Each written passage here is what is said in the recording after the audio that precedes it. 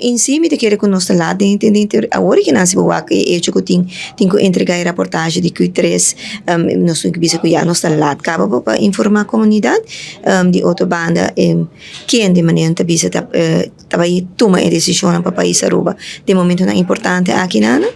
não te conheci, o governo te decidir se deve fazer o mesmo a trove,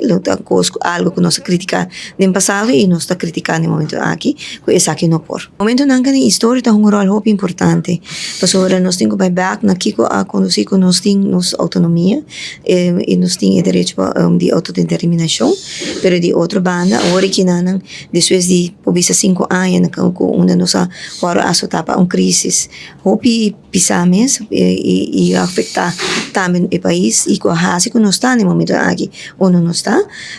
tá dois momentos não muito importante para nós por analisar a direção que nós queremos como país Aruba.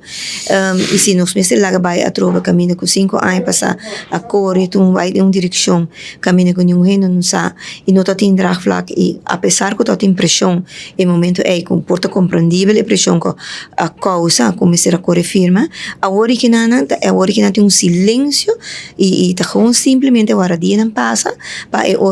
para não criar a drag flag aí que é necessário de um momento muito crucial para o país Aruba. Placa tão importante, um rol muito importante. Nós sentimos que tem um grupo lá que nos visa que te visa já contar com nossa placa, lá que nos entregar nossa autonomia e nosso direito de autodeterminação. Está netamente para sobre que botar mira que na nossa parte de luta de tempo e nana. Pensei é importante para botar conhecer a história para que uno botar e para que nós chega na onde nós está no momento aqui. Para para minha autonomia ou a placa que nós temos? A nossa autonomia e direito de autodeterminação está muito importante.